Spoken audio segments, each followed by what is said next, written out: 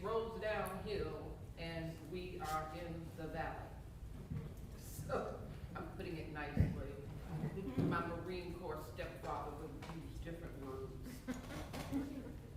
I'm Camille Landry, and Pastor Jackson asked me to step in as MC because, as you may know, he had surgery and is feeling a little rocky today, and his voice is very hoarse. So he also informed me a short time ago that he wanted me to throw a little history out here. I am the owner and operator, together with Bamboshi Shando there, of Nappy Roots Books, Oklahoma City's African bookstore. So I guess he figured this was something that I could do. But what I think Pastor Jackson did not know is how the story of Emmett Lewis Till resonates with me as an individual, as it should with all of you as individuals. Emmett Lewis Till was a 14-year-old African-American boy who was abducted, tortured, and lynched in Mississippi in 1955. He was accused of saying something fresh and offensive to a white woman in her family's grocery store. She was so upset with this that a lynch mob was called out.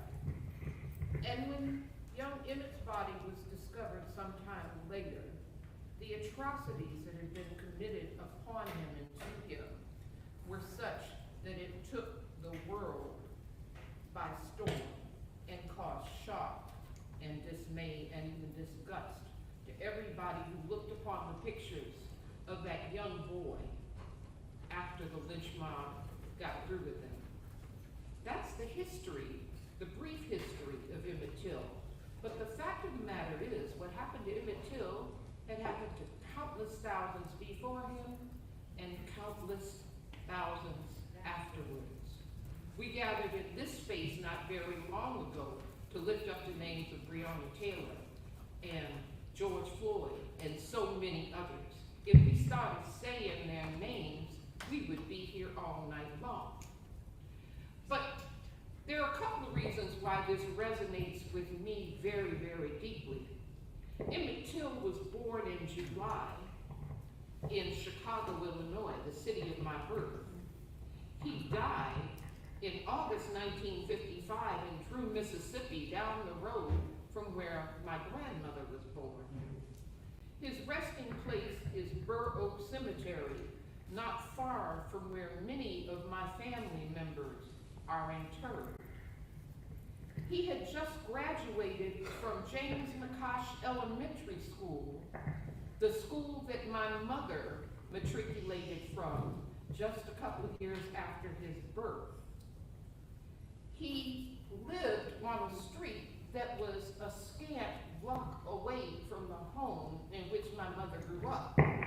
Now, I'm not saying this to say I have a connection, direct connection with the Till family. I'm saying that what happened to Emmett Till could have happened to me, or to you, or to my brother, or uncle, or father, and indeed it has. But as a child growing up in Chicago, on a warm Saturday night, my daddy would pile us kids in the car and we'd go for a ride. And he'd point out landmarks in Chicago that were particularly of interest to young black children. That's where Mahalia Jackson lives. Miles Davis played in that club right there. That's the house where Mamie Till still lives. And it is not because the brutality shown to Emmett Till is something that is noteworthy.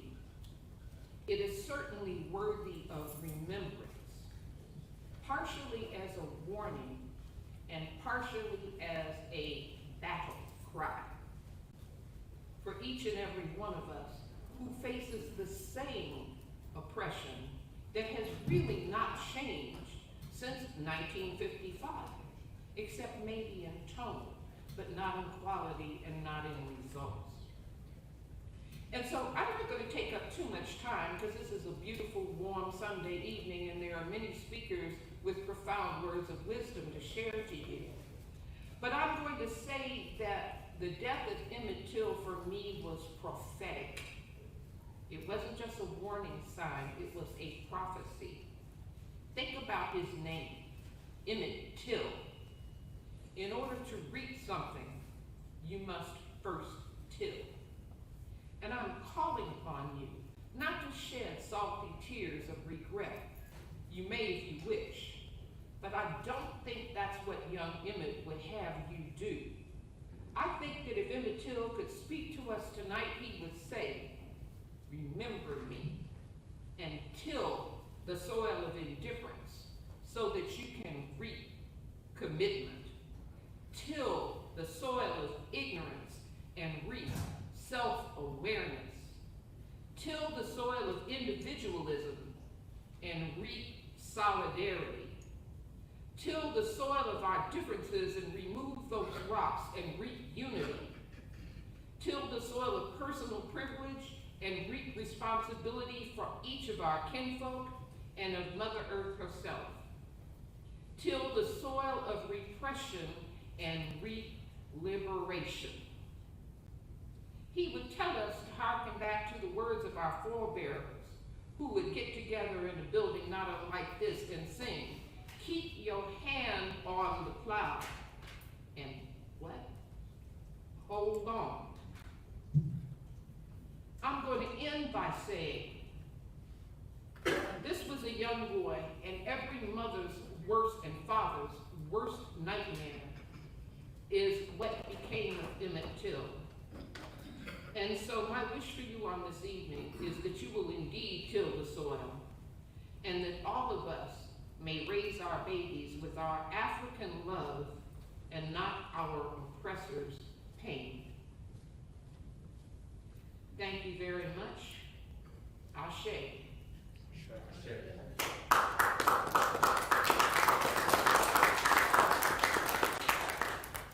Is Cherie Dickerson in the room yet? Okay. Then she is the next person from whom you will hear. I'm going to ask our speakers to introduce themselves because I'm not quite sure how they wish to be introduced. Cherie, are you ready? Yes.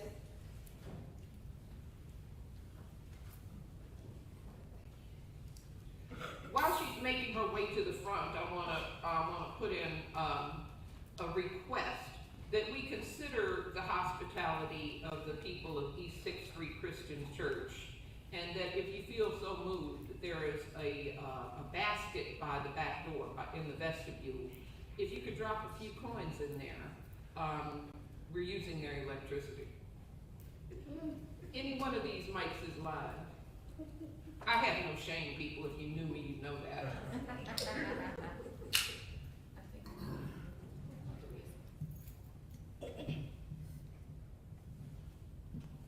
Good afternoon. Good afternoon.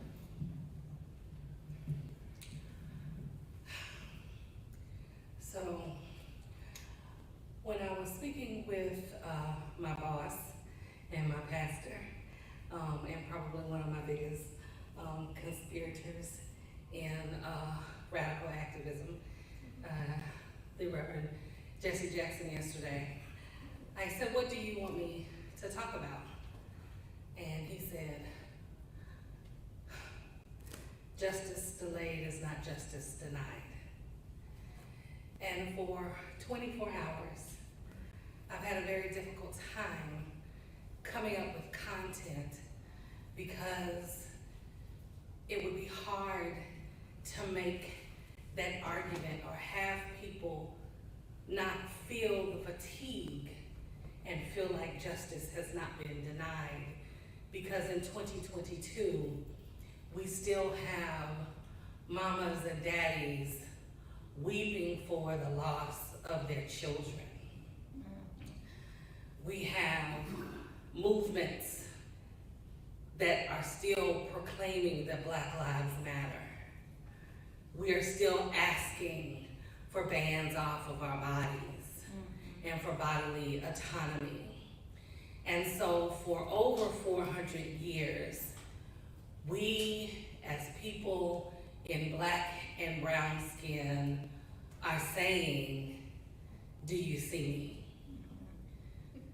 saying that Black Lives Matter is literally just talking about the fact that our existence is acknowledged. So how do you argue that justice delayed doesn't feel like a denial at times? I thought about the mother of Isaiah Lewis, who has yet to have any type of justice. I thought about Mama Jones, who continually advocates and fights for justice to bring our beloved brother Julius home in a system that is called the system of justice, but it actually upholds all the systems of white supremacy and injustice on a daily basis. Yeah. And here in Oklahoma, it is very deliberate and intentional. Yeah. Yeah. How is justice not denied when we have the unmitigated gall and the state of Oklahoma in its cowardice makes each of us complicit, regardless of your stance of the death penalty? They make us complicit in state-sanctioned murders. And for the next 28 months, we'll continue to do so when we just witnessed the theft of life. And they told Mr. Coddington, our brother, that his life did not have value. The system of justice says that if you pay your debt to society, and the society in Oklahoma keeps raising the amount that's owed, how is justice not denied? How is that seen as a delay? For those of us that have been doing this work, and us doing this work has generally just been about our own survival, if we're going to be honest about it, the fatigue is real. Yeah, it is. The mental anguish is real. Yeah. And for young people that are coming into the fold, we that have been doing the work are trying to figure out, one, how to protect them, how to guide them, how to say, we are so glad that you're here, but really, really upset at the fact that you still have to be here, and tell them that justice has not been denied. Yeah. So today, I may not do the best job of talking about justice being delayed instead of it being denied, because there are some things that denials are happening. You have a governor who is a buffoon, who denies clemency, and that's too much power for one person to have. You don't even listen to your own board because of your arrogance and your willful ignorance, and simply because you are part of a group and a tribe that really gets off simply on oppressing other people, poor people, black people, brown people, queer people, anyone that's not in that percentile that they think that they are in. Yeah. They are not interested in acknowledging or amplifying the humanity of anyone else. Simple humanity is generally what most people are advocating for. It's 2022, almost 2023. We should not still be talking about whether justice has been delayed, because surely sometimes we know it has been denied. We're at a point where young people are being prosecuted and persecuted simply for the way that their hair grows from their scalp, because when they couldn't continue to come at us, they decided to come for our children. Now, as a black mama, as a black parent, our responses are different when you start coming for mine. Yeah. I stand here in a church to where I also serve as ministers But right now, since Jesse's not here, I'll say that my response is a lot more "nuck if you buck" than "hold me at the cross" when you start messing with my children. And all of the children are my children. Those that have wombs and those that are part of the village, we know what it is to stand in protection of those that literally are the future that we see, those that sit up high and look low from places that are very dark and wretched and violent. We know what their plans are.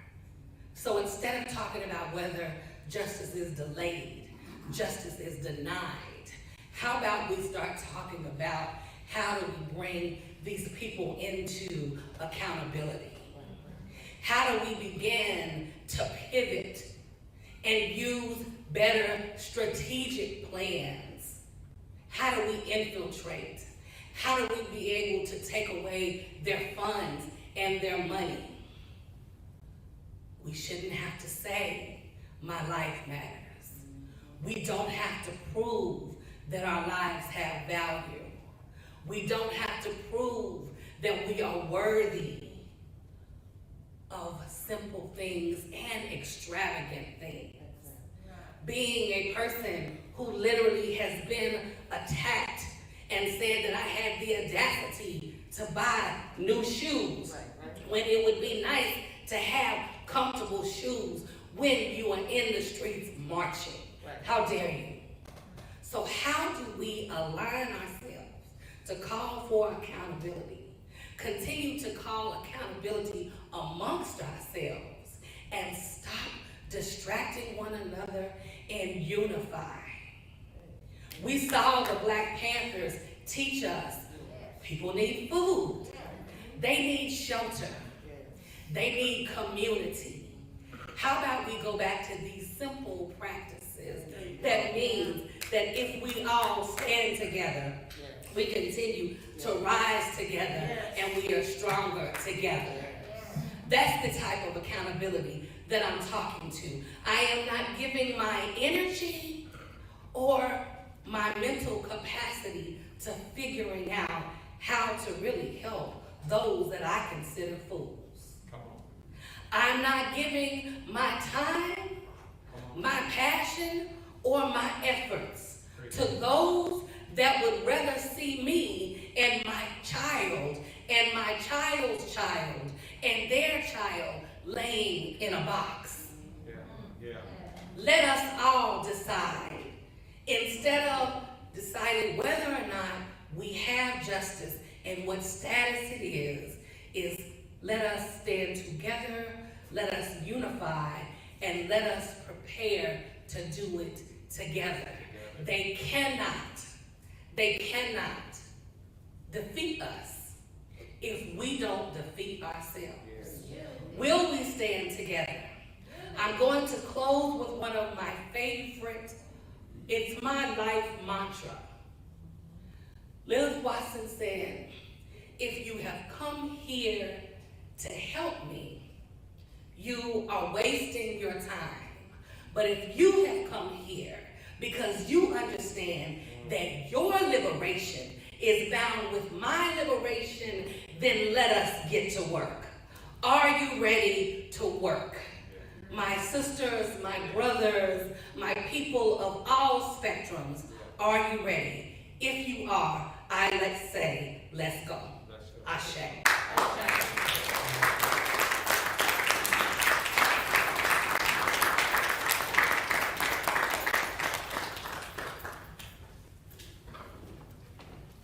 Wisdom and truth then.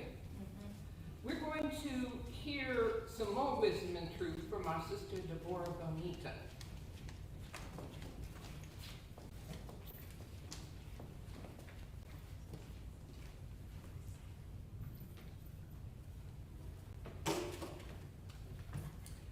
I am just a tad bit taller than my sister. All right. Yeah, a tad. Just a tad. Peace and blessings to you all. I greet you. Truly all praise due to God alone, and so we praise him. We seek his aid and his forgiveness. When Pastor Jackson called me and asked me to speak, I asked him, what am I supposed to speak about? And he said, we're going to talk about justice delayed.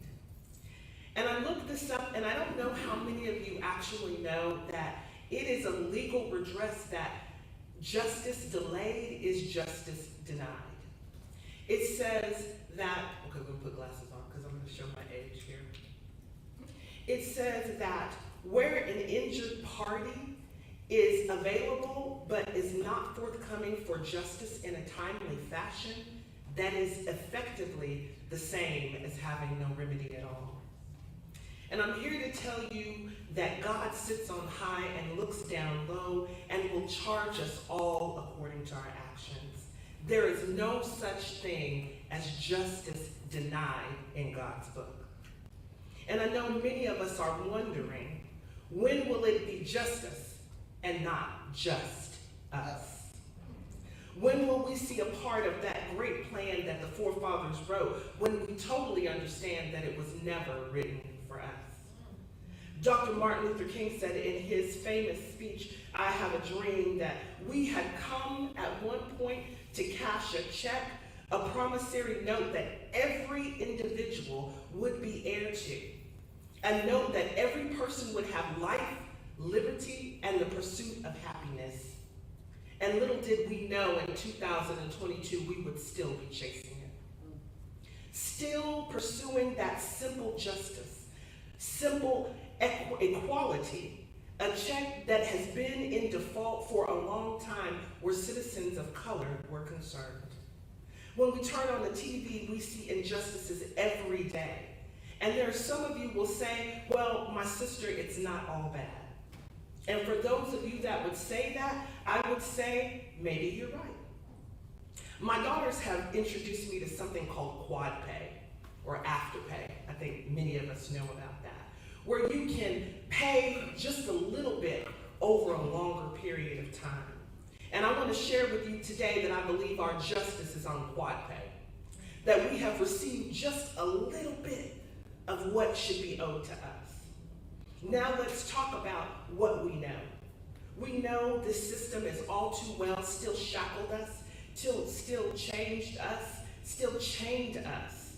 And we know that the lenses of justice are not often viewed on us. As for a song I heard on the radio, the young lady said, we bleed the same, we breathe the same, but we do not clearly see the same. So let's talk about who will be tomorrow. We can talk about the past all day long, and my mother often tells me I can't live there. So who will we be tomorrow? When the community calls for you, when it's time for you to vote, when it's time to change the power that runs this community, runs this country, will you still possess the incentive and the energy to change? Will you be there like you are today to make the change that we need to see? The energy you feel today, the fire you feel today, the passion for justice denied that you have today, will you go home and let that fire fuel you into something better tomorrow? Or will you let it slowly fade and let that fire dwindle and not encourage our youth and the young people that need to make the change to do it? As a Muslim, I am reminded that God Almighty will not change your situation until you change your condition. And I know you say, sister, what does that mean? It means that you cannot expect to get a crop from a garden you didn't plant. It means that you cannot even clearer get money out of an account that there's no money in. That's right. When will you put money into our account of justice? I hear people talk about Bitcoin and investments, and I look out here today and I see the best investment of all. Our people, Black people, white people, people that want to band together for justice so that it is not continually just us. We must not sit and watch horrible people in these offices and complain without moving a foot to make a change. We must make a plan and be united to resolve in our movement to make that change happen. So Pastor Jackson told me I only had a couple of minutes, and I want to leave you with a story. The story is of 3 cows, a spotted cow, a black cow, and a brown cow. And the farmer comes to the cows and says, "My people are really hungry, and we need one of you." And the brown cow and the black cow got together and said, "We are together. None of us have spots. Why don't we give up the spotted cow?" And they did. And a little while later, the farmer came back. And this time he came and he said, "I didn't realize how hungry my family was. So I need just a little bit more." And so the brown cow said, "Well, take him. He's darker than me. Take that one." And so he took all of the black cows. And he was gone for quite a while when he came back. And the brown cow said, "I knew you were coming for me. I stand before you today to tell you if we let them come for one, we are all doomed. I stand before you today to tell you that justice delayed and justice denied should not continue, and it is our job, it is our responsibility to seek justice for everyone, and it is in your hands. When you leave here today, I would ask that you look at yourself in the mirror and decide, who are you? Are you the person that's going to seek justice and make a change? Are you going to vote? Are you going to stand? My sister clearly told us that standing in March is not the only thing that we need to do. We can no longer go to schools where our children are being attacked. We can no longer walk in streets where our husbands and men and brothers and sons are being attacked. I charge you today, don't let them come for your cow.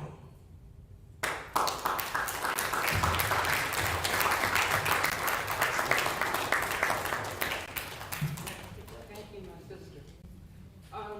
Let's see.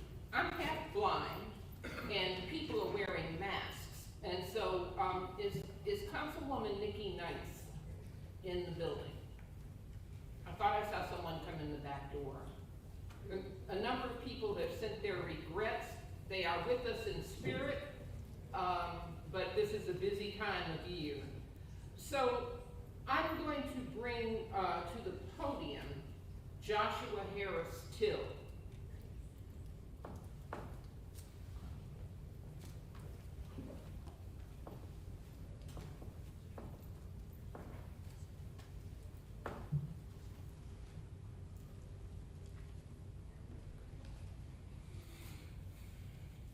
Hey everybody. And they reached out to me about doing something for the commemoration. It was an interesting request. As you may or may not know, Emmett Lewis is my cousin. On my dad's side, we're first cousins. My great-great-grandfather was his father, Lewis Till's brother. And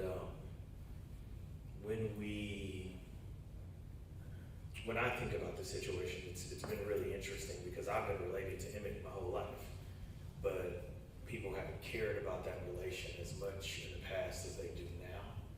And I get questions more about it more recently. And there's been a very fine line that I've told with my relationship to him, because the unfortunate reality is there are some people in our family who take advantage of it. They use it for monetary gain, they use it for publicity, and it is not like being related to a celebrity, because it's a very dark history that is connected to it. And so for me, when we talk about commemorations, especially when we talk about this day, we talk about a horrific act of violence. We talk about lynching in this country, and we talk about the fact that up until this year, there was no federal legislation against that lynching. We talk about how the fact that the warrant for Carolyn Don Bryant's arrest is still active, and they didn't pursue it back then because they said they didn't want to inconvenience her because she was a mother with 2 kids. And then we hear them again, in my opinion, saying we don't want to inconvenience her by arresting her like this warrant has charged us to do. And I think that is the most difficult part of it, because it is an inconvenience to her life to have led to the murder of Emmett.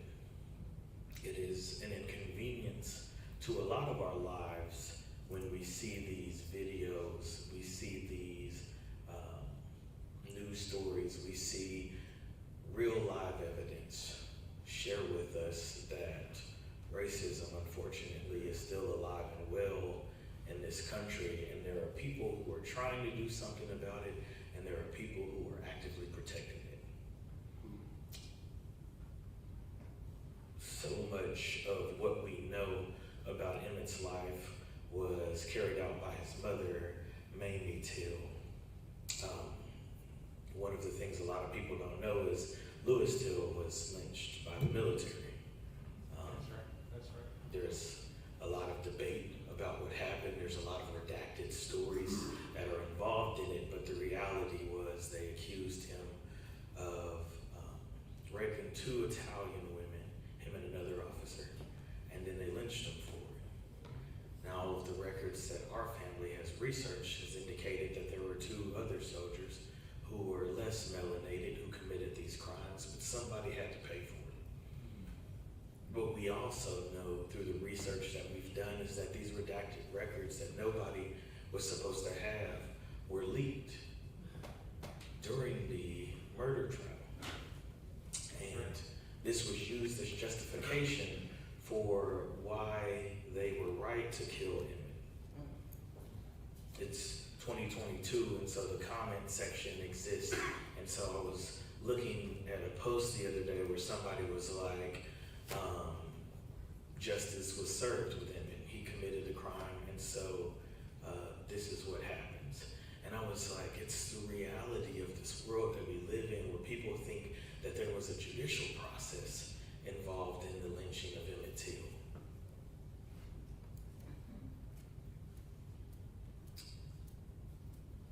For young men in this country whose lives are very vulnerable, when something like this happens, starting back most significantly with Trayvon Martin, there's a comparison made to Emmett. And for our family, we see that every single time. And we carry that with us. And it is very heartbreaking to know that something that you've experienced that was so negative is something that is still being experienced by other families today. And so we ask ourselves, what can we do? How can we fix this? How can we create a change? How can we advocate for things?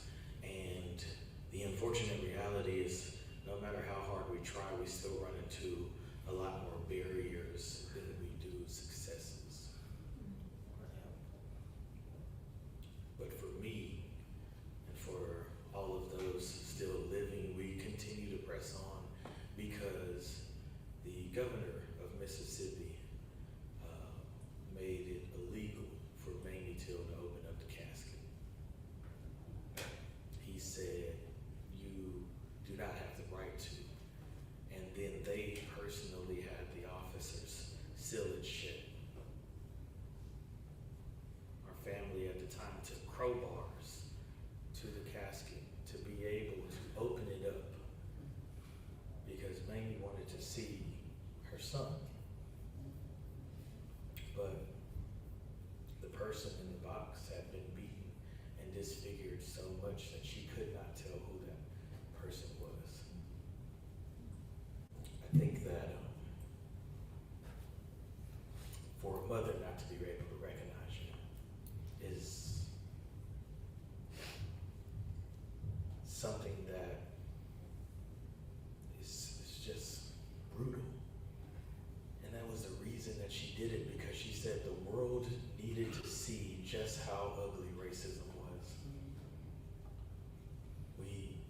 forward to the murder of George Floyd. And a lot of you may have researched and found out that George Floyd's mother had passed, but in that moment, in that situation, he was still calling out for his mother because that was his safety. That was who he was looking for to protect him, who he was looking for relief. A lot of you know my mother's passed, and in these moments on this journey where it is its hardest, I tell Cherie, and I talk about this all the time, I don't like protesting. I don't like going, I don't like marching. I don't like being surrounded by people who are screaming from the bottom of their lungs for help, for recognition, for justice, for equality, and nobody is listening. To be in these moments where it is the hardest and we are screaming out for help is difficult. But I think about the obligation I have to be on the front lines of this movement. I think about the reality of Emmett and Mamie and our family and our story, and the fact that this was the linchpin and the catalyst of so much of the civil rights movement. I think about the fact that if she would have chosen to be silent, so many of you would still not know who Emmett was. There are people outside of this room who still don't know who Emmett is. In Oklahoma, there are people who don't know about Greenwood, who don't know about the Tulsa Race Massacre, who don't know about Deep Ellum. The history is being erased because if it is maintained, if it is taught, if it is learned by the majority of the public, then there is a payment that is due. It is our obligation to show up, to do the work, to advocate for real change in this country, because there's a payment that is due. And if we want to get to the promised land, if we want to see a just society, if we want to really know what freedom is for every single person in this country, then we have to fight for it. It will never be given to us.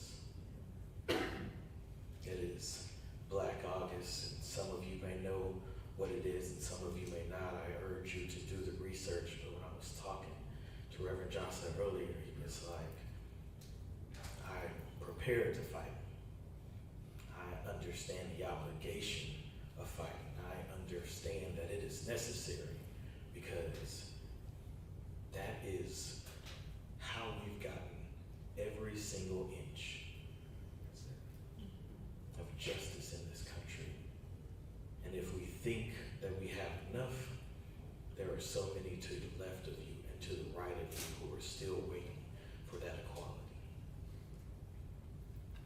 Today is a commemoration of Emmett Till, because 67 years ago, his life was snuffed out by racists who were beating a child.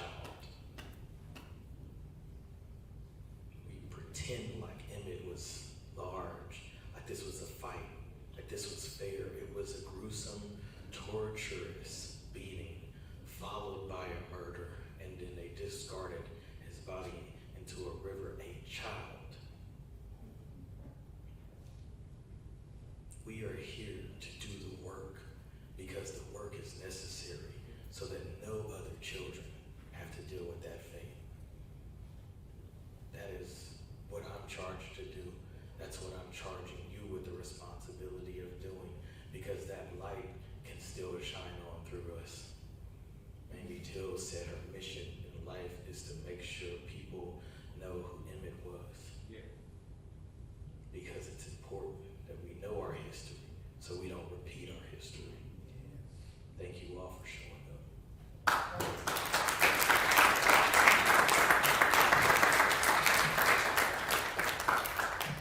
In the state of Oklahoma at this moment, it is illegal for a teacher to speak truth about our history.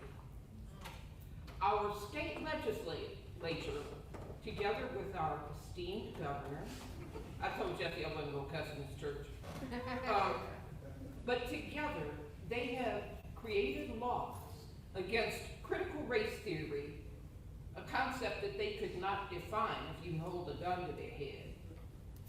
But in their eyes, it means speaking truth about the history of this city, this nation, this world, particularly as it pertains to the treatment of Black and brown people, other oppressed people, by white people, white Americans.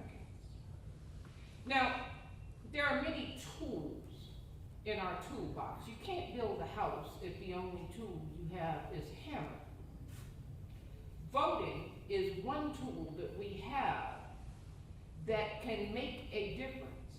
When you consider this law against the teaching of critical race theory, you see what a Republican sweep of this state has brought us to, where my friend who teaches first grade just removed all of the books from the bookshelf in her classroom because some of those books represent multiculturalism, talk about individual rights and collective responsibility, and our history. I urge you to use all of the tools in your toolbox, but particularly on election day, for you to use that particular tool. It was hard fought for, it was hard won.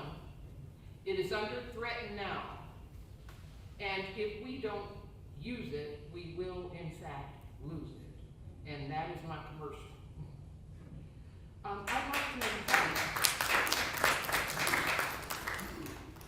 I'd like to invite Reverend Jocelyn to the microphone. Please introduce yourself, sir.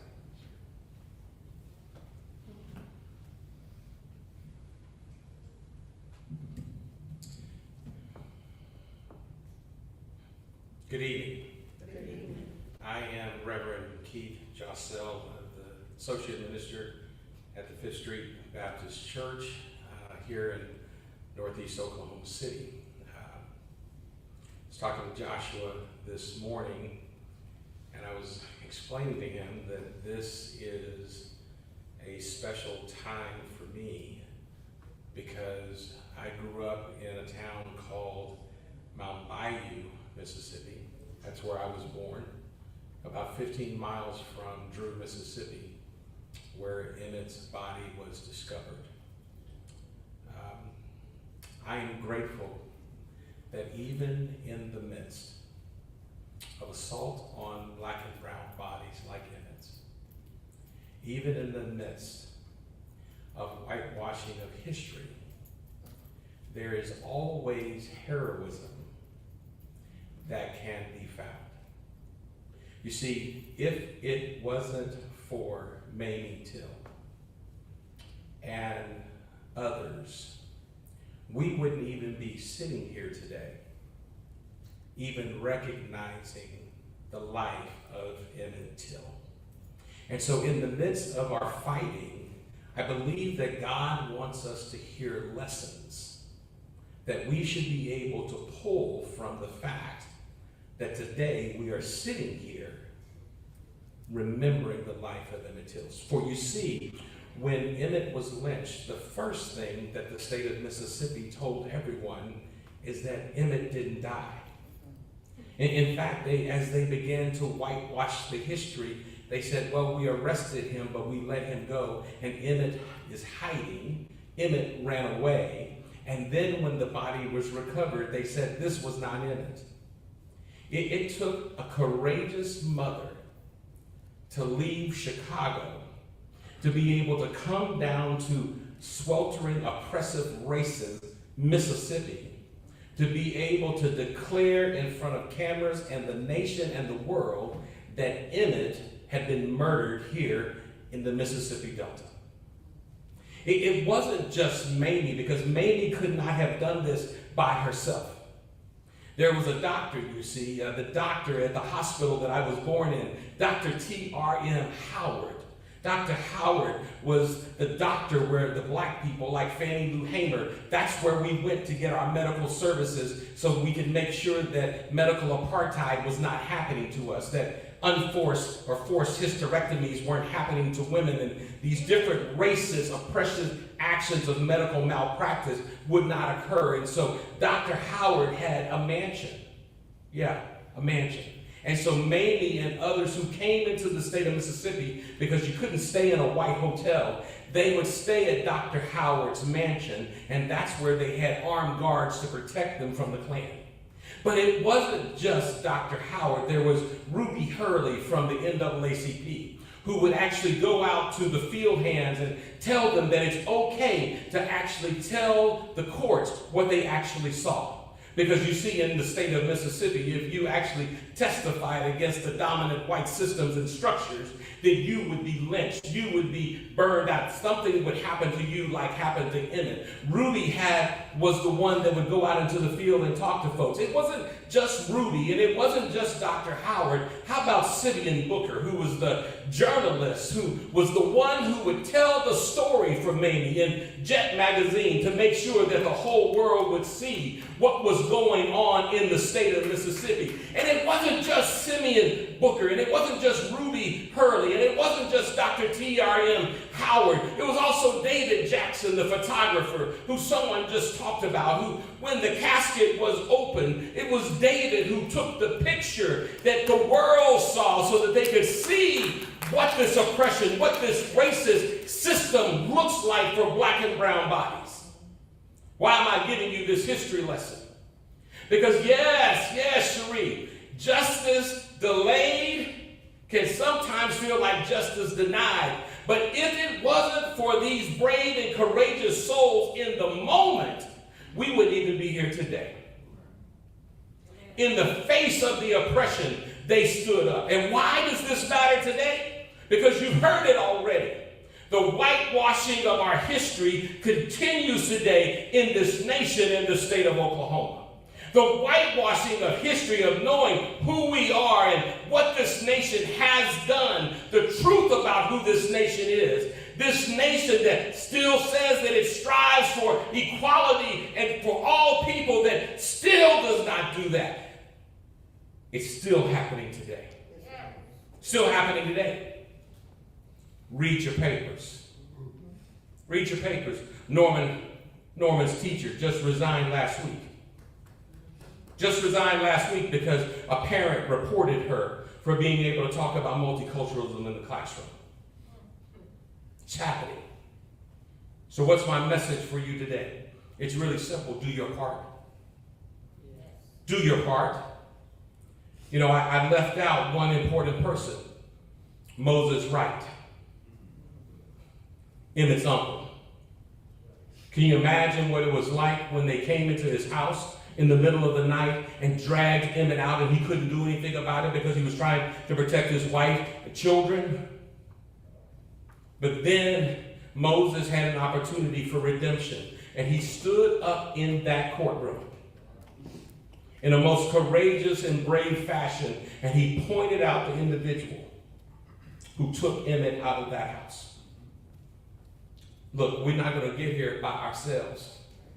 Josh can do his part by running for Congress. Cherie can do her part. But the fact of the matter is, we wouldn't be here today if it was just Mamie who had done her part.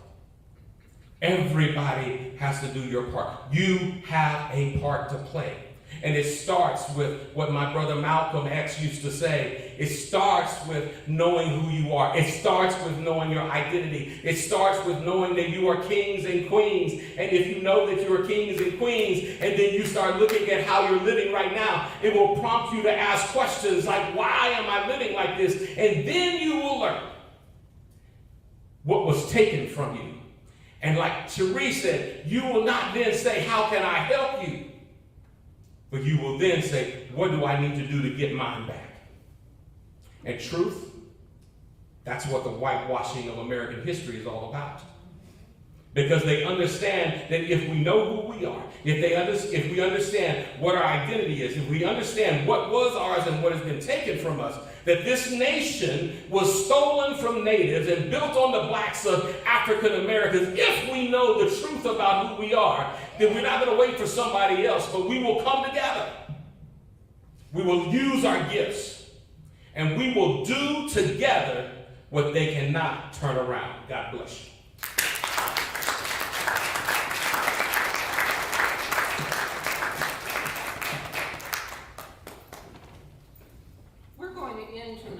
By hearing from Pastor Jesse Jackson on the telephone. You may know that he is not feeling well. He's under the weather and wasn't able to be with us in person, but is certainly here with us in spirit and is going to speak and round up tonight's program. Let me ask, before I do that, if there is any other scheduled guest speaker who may be in the house that we have overlooked. Okay, we're good. Pastor Jackson. All right, hello. Hello. Hello. I thank you all so much for coming to the ESSCC Christian Church, to this wonderful program. I want to thank all of the speakers who did a fantastic job. I'd like to thank my friend and comrade, Sister Camille Landry, who pinch hit for me today while I'm dealing with my recovery from eye surgery. The story of Emmett Till is the story of America, unfortunately. Emmett Till was not the first victim, and he was certainly not the last. In our lifetime, we have seen many. We continue to see many. But I was born in the Mississippi Delta, not too far from Money, Mississippi. I've been to Money, and I've seen the type of hate that produced his lynching. We have jobs to do here. We have people to protect. We have lives to save. We have stories to tell. We need to continue to remain vigilant. Continue to tell the truth in the face of people that don't want to hear the truth. They can pass all kind of laws. But I heard that truth crushed the earth will rise again. And so we will continue to tell the truth. We will continue to be bold, and if it's not told in our schools, we will tell it in our homes. We'll tell it in our worship places. We'll tell it in our bookstores. But we will continue to tell the story so that everyone will know that our people have a long history on this earth, and a long history in this nation, and one that we could proudly claim as we continue to try to be better and to overcome. Thank you all so much for coming. I'm so grateful to have had this opportunity,